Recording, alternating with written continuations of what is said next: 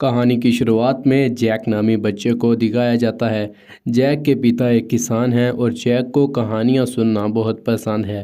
एक कहानी में जैक के पिता उसको बताते हैं कि आज से कई साल पहले कुछ पादरियों ने जादुई बीज बनाए ताकि वो जन्नत में जाकर अपने ईश्वर से मिल सकें।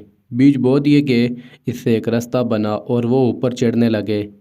लेकिन जब वो ऊपर गए तो पता चला कि आसमान और ज़मीन के बीच एक ऐसी जगह है जहाँ पे खूनी राक्षस रहते हैं और उनको नीचे आने का रास्ता मिल जाता है। सब राक्षस ज़मीन पर आकर तबाही मचा देते हैं, इंसानों को खाने लगते हैं। तभी कुछ पादरी मिलकर एक राक्षस को मारते हैं और उसके दिल का जादुई ताज बनाते हैं और वो ताज राजा एरिक अपने सर पर सजाते हैं। तो सभी राक्षस उनके सामने अपना सर झुका लेते हैं और राजा एरिक उनको वापस उनकी जगह पे भेज देते हैं और वहां जाने का रास्ता ख़त्म कर दिया जाता है। बाकी के बीज राजा एरिक अपने पास संभाल लेते हैं, लेकिन जब उनको ऊपर से बुलावा आता है तो पादरियों ने बीज और ताज राजा के साथ दफना दिए। यह कहानी प्रिंसेस को भी बहुत पसंद होती है और अक्सर उनकी मदर उनको ये कहानी सुनाती थी। फिर कुछ समय के बाद का सीन दिखाया जाता है और अब जैक बड़ा हो चुका है। वो अपने चाचा के साथ रहता है। वो बाज़ार में अपना घोड़ा बेचने के लिए जाता है। वहाँ पे राजा एरी की कहानी का ड्रामा लगा होता है। जैक उसे देखने लग जाता है और वहाँ पे एक लड़की ये ड्रामा देख रही होती है और तभी कुछ लोग उस लड़की को तंग करने लग जाते हैं। तो जैक उससे बचाने के लिए आगे आता है और पीछे से शाही सेना आ जाती है। दरअसल वो लड़की प्रिंसेस है और अपना भेष बदल कर इस जगह पर आई होती है और वो लोग प्रिंसेस को अपने साथ ले जाते हैं। अगले सीन में रॉड्रिक को दिखाया जाता है। रास्ते में उनको एक पादरी मिलता है जो सहमा हुआ चुपचाप आगे बढ़ जाता है।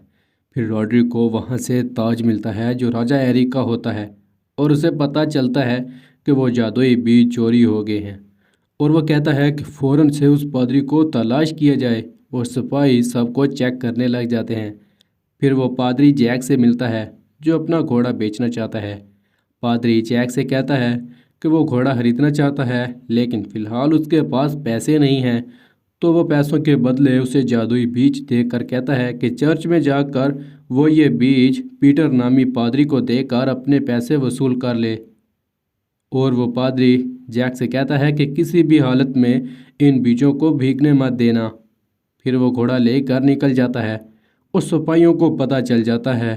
तमाम सैनिक उसका पीछा करते हैं और वो पादरी पकड़ा जाता है।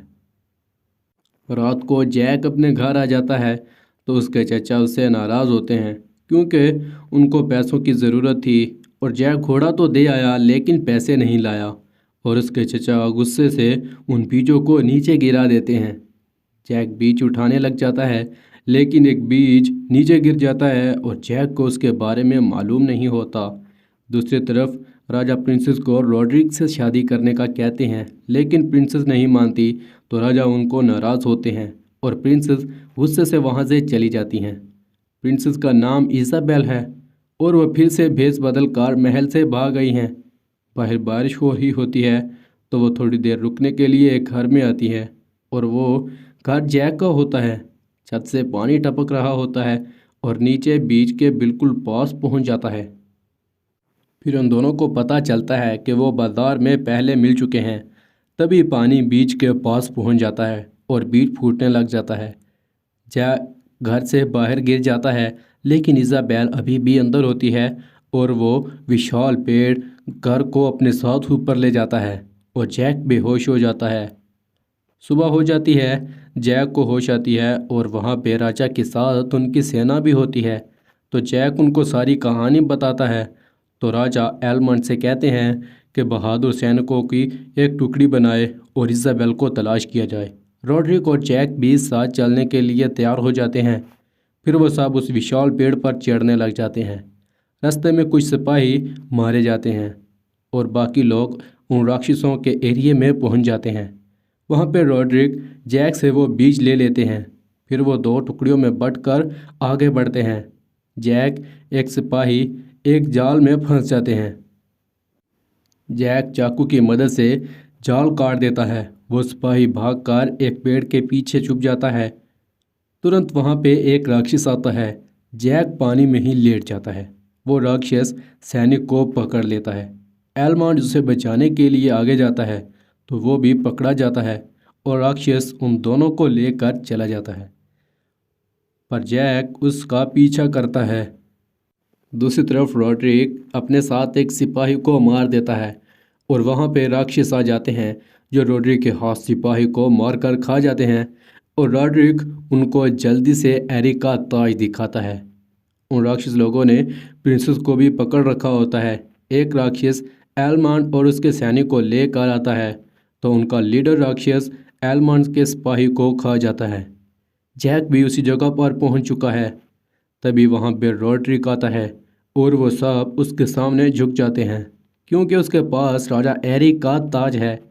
एलमंड और रानी कहते हैं कि उनको खोल दो, लेकिन रॉड्रिक ऐसा नहीं करता। वो कहता है कि कल सुबह वो दुनिया में जाकर पूरी दुनिया पर कब्जा कर लेगा।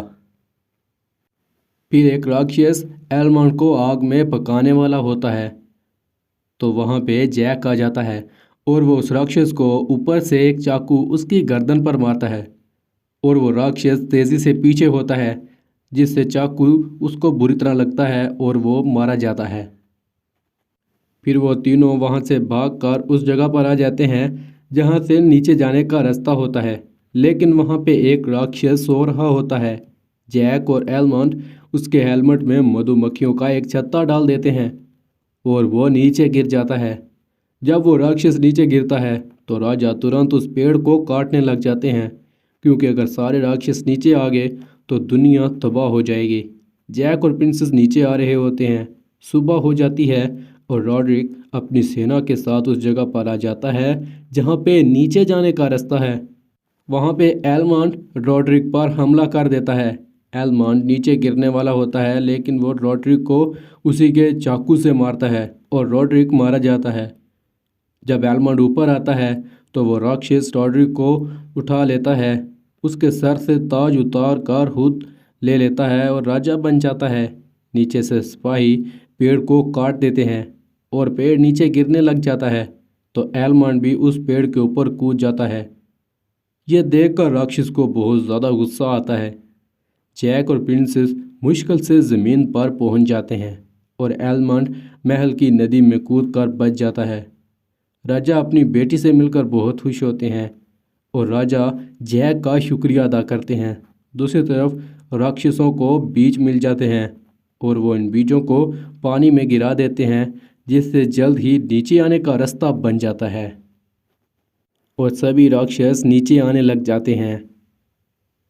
राजा और प्रिंसेस अपनी सेना के साथ किले की तरफ जा रहे होते हैं तो पीछे से राक्षस उन पर हमला कर देते हैं। वो सब जल्दी से किले में पहुंच जाते हैं। एक राक्षस जैक का पीछा कर रहा होता है लेकिन मुश्किल से जैक अंदर आ जाता है और एलमंड उस राक्षस को तीर मारता है और वो नीचे आग में गिर जाता है। फिर वो राक्षस दरवाज़ा खोलने के लिए दरवाजे पे हुक्स लगाते हैं और इधर पूरी सेना दरवाजे को रोक कर रखती है। राजा प्रिंस और जैक को वहाँ से जाने का कहते हैं। फिर राजा भी रस्सी को पकड़ कर खींचते हैं। वो राक्षस किले में पेड़ गिराने लग जाते हैं जिससे काफ़ी सारे सिपाही मारे जाते हैं। जिस जगह पर प्रिंसेस और जैक होते हैं वहाँ पे वो दो मुंहों वाला राक्षस आ जाता है। वो राक्षस इन दोनों को पकड़ लेता है और वह जैक को खाने ही वाला होता है, लेकिन जैक के पास एक बीज होता है और वह जैक उस बीज को राक्षस के अंदर गिरा देता है और पेड़ उसके अंदर से फूटने लग जाता है।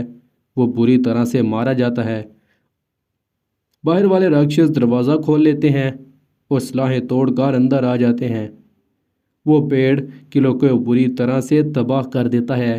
फिर अचानक वह सब राक्षस अपने हथियार गिराकर नीचे झुक जाते हैं क्योंकि जैक को वो ताज मिल चुका होता है। फिर तमाम राक्षसों को वापस भेज दिया जाता है और ऊपर जाने का रास्ता भी काट दिया जाता है। फिर राजा एक नया कानून बनाते हैं जिसमें प्रिंसेस किसी भी आम आदमी से शादी कर सकती हैं। अगले सीन में जैक प्रिंसेस अपने बच्चों को ये कहानी सुना रहे होते हैं, लेकिन बच्चे कहते हैं कि उस ताज का क्या हुआ। फिर पता चलता है कि उस ताज को टावर ऑफ लंदन में रख दिया गया है और वो वहाँ पे सुरक्षित है। इसी के साथ कहानी का अंत हो जाता है।